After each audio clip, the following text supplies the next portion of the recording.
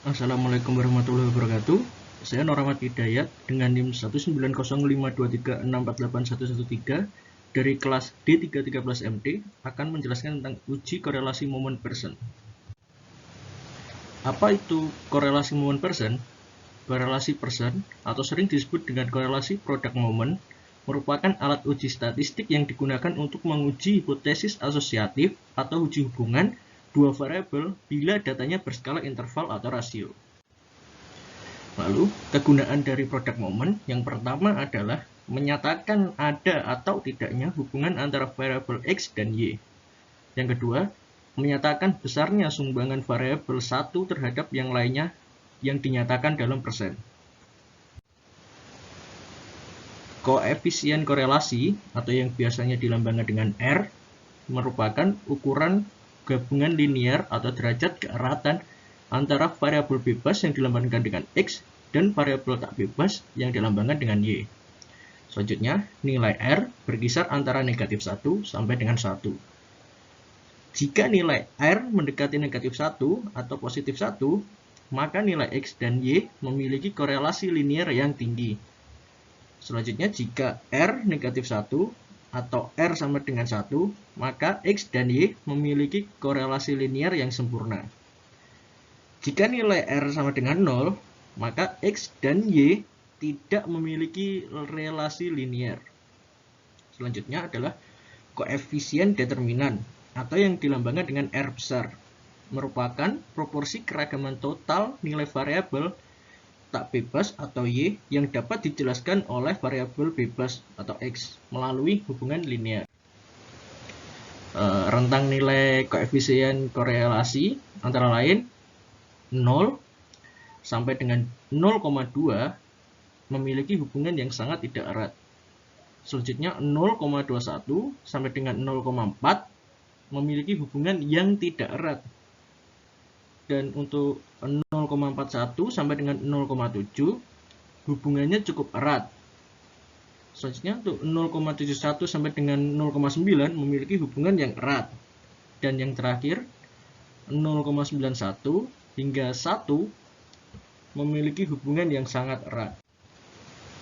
Rumus untuk mencari koefisien korelasi adalah N dikalikan dengan sigma XY dikurangi sigma X dikalikan dengan sigma Y dibagi dengan akar dari N dikalikan dengan sigma X kuadrat dikurangi sigma X kuadrat dikalikan lagi dengan N dikalikan sigma Y kuadrat yang dikurangi dengan sigma Y kuadrat. Selanjutnya, untuk mencari koefisien determinasi adalah dengan cara mengkuadratkan nilai R atau koefisien relasi. Selanjutnya kita masuk ke contoh soal. Di sini ada soal, seorang peneliti ingin mengetahui apakah ada hubungan antara kecepatan membaca yang didapat dari rata-rata kata yang dibaca setiap menit dengan kecepatan menulis dari rata-rata jumlah huruf yang tertulis setiap menit. Survei ini dilakukan kepada siswa kelas 2 SD. Di sini ada 10 siswa dengan kecepatan membaca seperti di tabel. Penyelesaiannya, kita membuat hipotesis terlebih dahulu, yaitu H0. Tidak terdapat hubungan antara kecepatan membaca dengan kecepatan menulis siswa kelas SD. Selanjutnya, hipotesis kedua dilambangkan dengan HA. Terdapat hubungan antara kecepatan membaca dengan kecepatan menulis siswa kelas 2 SD.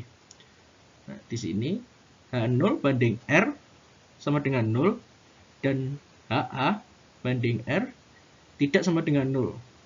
Syaratnya di bawah, hipotesis diterima jika R hitung lebih besar daripada tabel R dan sebaliknya, hipotesis tidak diterima jika R hitung lebih kecil daripada R tabel. Di sini untuk menghitung kita memerlukan sigma X kuadrat. Sigma X kuadrat didapat dari penjumlahan X kuadrat dari data ke-1 sampai dengan data ke-10. Selanjutnya ada sigma XY yang didapat dari penjumlahan Y kuadrat dari data ke-1 sampai data ke-10. Dan yang terakhir ada XY, sigma XY yang didapat dari penjumlahan XY1 sampai dengan XY10. Nah, karena kita sudah mengetahui data yang dibutuhkan untuk menghitung di tabel sebelumnya, langsung saja kita masuk ke rumus. Di sini N karena kita menggunakan 10 data, maka N-nya adalah 10. Lalu dikalikan dengan sigma XY yang memiliki nilai 9.257 dikurangi dengan sigma X 290 dikalikan dengan sigma Y 295 dibagi dengan akar N yaitu 10 sigma X kuadrat 9.254 dikurangi dengan sigma X yaitu 290 kuadrat dikalikan lagi dengan 10 atau N tadi sigma Y yaitu 9.293 dikurangi dengan sigma Y yaitu 295 kuadrat.